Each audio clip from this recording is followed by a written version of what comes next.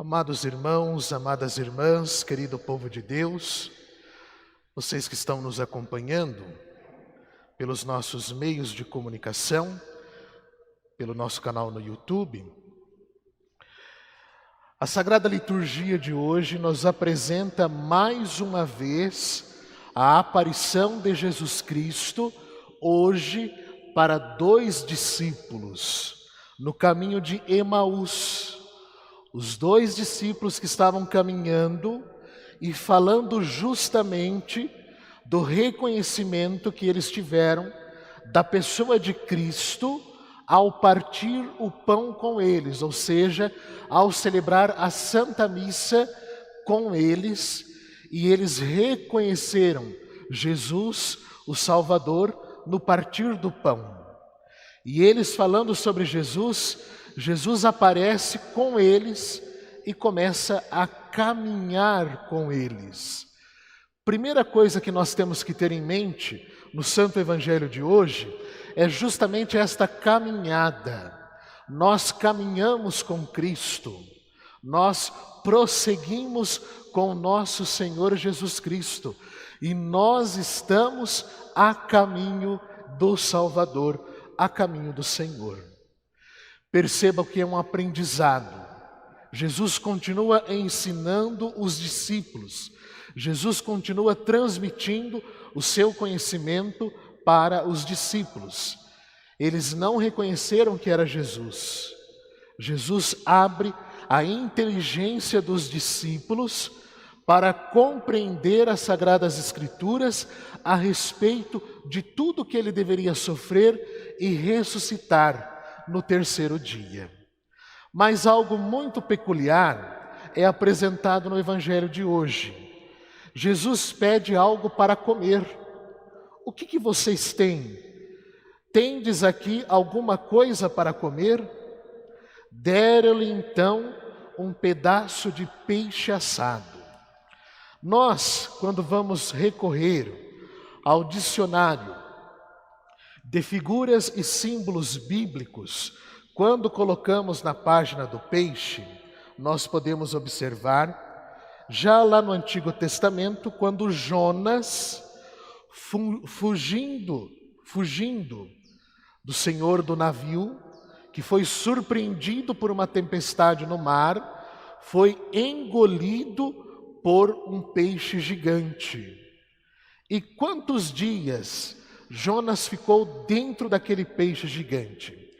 Este permaneceu no ventre do peixe 3 dias e 3 noites. Então Jonas rezou ao Senhor, seu Deus, das entranhas do peixe. Do seio do mundo inferior ele gritou: as águas me envolveram até o pescoço, até o abismo que me cercou. Eu desci até as raízes das montanhas, a terra, cuja ferrolhos estavam atrás de mim para sempre. E por ordem do Senhor, o peixe, o gigante, vomitou o profeta sobre a terra firme. A barriga do peixe é expressão figurada para dizer a profundidade devoradora, assim como diz lá no Salmo 69, capítulo 16. A barriga do peixe significa justamente a descida, a profundidade. Nós vamos ser devorados, consumidos por esta terra. E Jesus, como diz no credo, desceu à mansão dos mortos. Então perceba que Jesus, ao morrer, entrando no túmulo, desce à mais profunda terra, à profundeza, desceu à mansão dos mortos. Depois, no Antigo Testamento se compararam os homens com os peixes. Assim como os peixes caem em redes traiçoeiras, também os homens se enredam nos tempos de desgraça. Nos tempos da desgraça, os homens caem em redes. Nós agora somos peixes. Nós caímos em redes traiçoeiras, em redes que não pertencem a Deus. E nós temos que tomar muito cuidado com isto.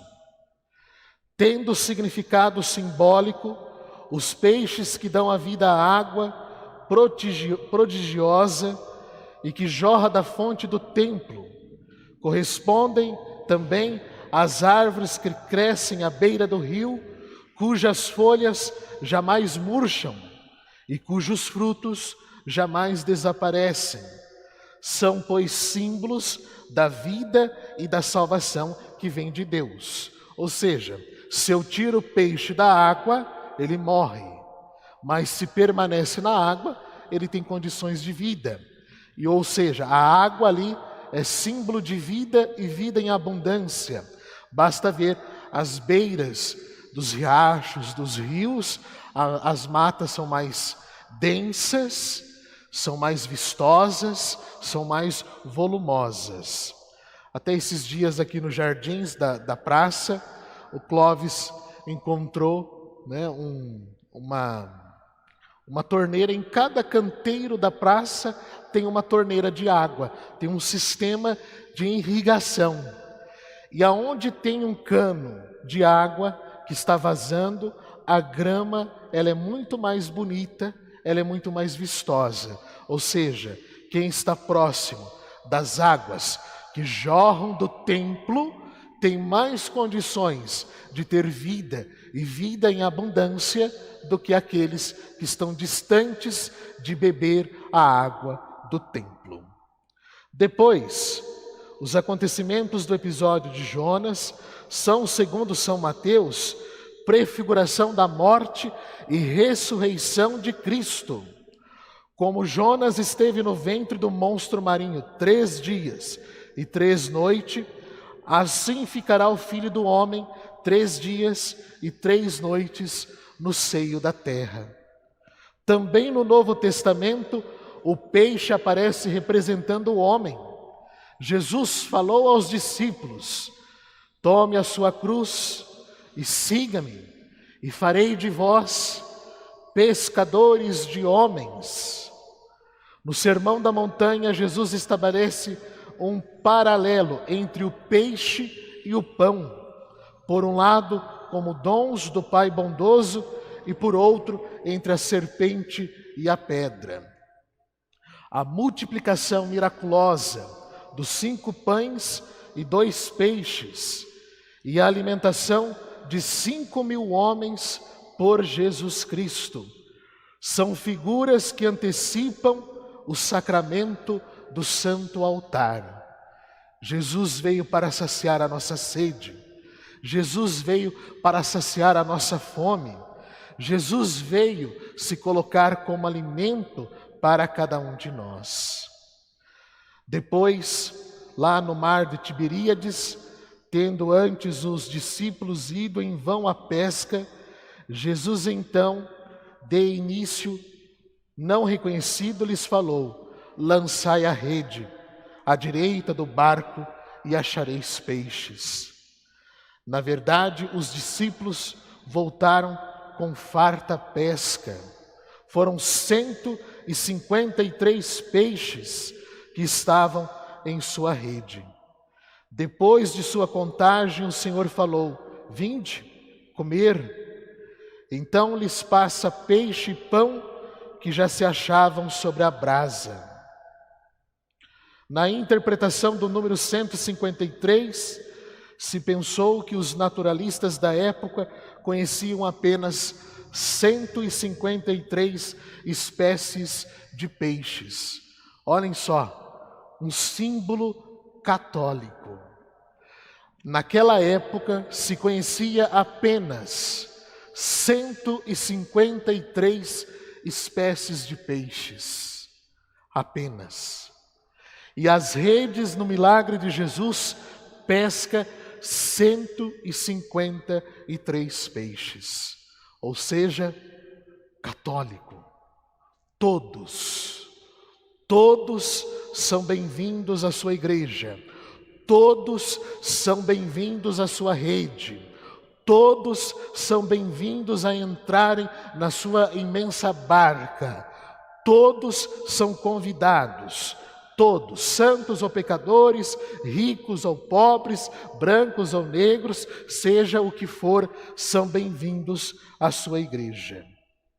E percebam também que no início da Igreja Católica, quando as missas eram celebradas às escondidas na casa do povo, o povo pegava um carvão ou uma pedra e riscava à beira da porta, desenhando o símbolo de um peixe.